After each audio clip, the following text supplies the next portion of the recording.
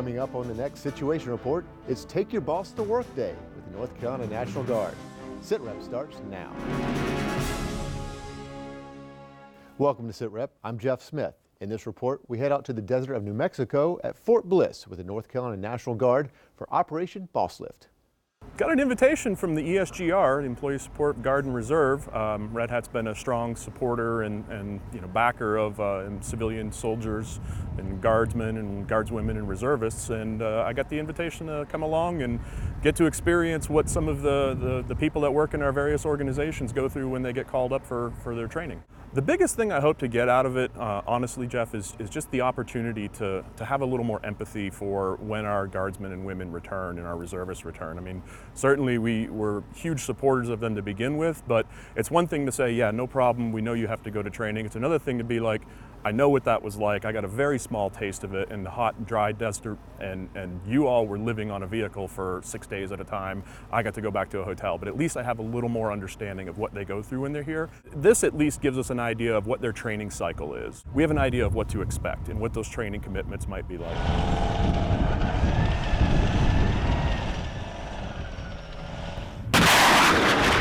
We don't have to convince North Carolinians to support the military. We are hardwired to do that, and that's whether it's active force or it's military. Frictions between the military service and that employment occur from time to time. That doesn't mean that the employers don't support the military, but those frictions occur. ESGR plays a critical role in mediating those differences or disagreements that occur between the service member and their employer. So for them, this is a once-in-a-lifetime experience. We put them on a military aircraft, a C-17, which is a state-of-the-art troop transport and heavy equipment transport. We fly them out to a military installation where they see sounds and see and hear the sounds of heavy armor, as they'll see here with tanks and fighting vehicles and artillery, things they've never heard before, things they've never experienced before. But more important, they're going to see the young people that are operating that equipment and participating in this training out here. And by the way, I should add, this training is to support their future deployment out overseas. And so it's a great opportunity for employers to see the skill and the professionalism of those people who serve in our United States military. All right, so you see where you can step at, sir? I did. We want these employers to have the opportunity to see the great value in hiring people who have prior military experience as veterans or continue to serve in the Guard and Reserve. Hi, I'm George Housen. I'm the State Director of Legal Aid of North Carolina. Captain Daniel Dorr, Armor Officer in the North Carolina National Guard and Staff Attorney with Legal Aid of North Carolina's Veterans Law Project.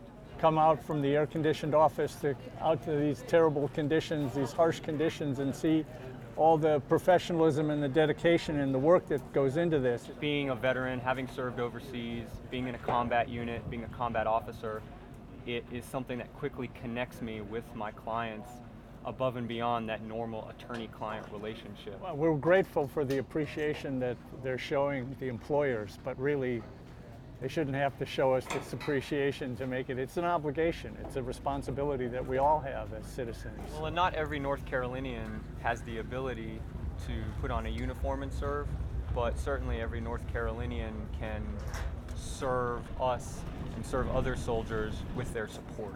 A training exercise like this builds a strong bond between soldiers who happen to be co-workers back here at home.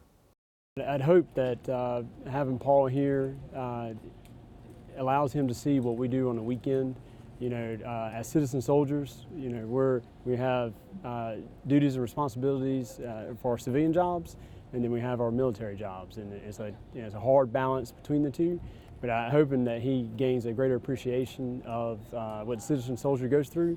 And in addition to him being a city manager within a community that's closely tied to Fort Bragg, you know, the citizens that the town serves, he'll understand some of the issues that some of their soldiers go through, and just the population that we serve in the town of Aberdeen.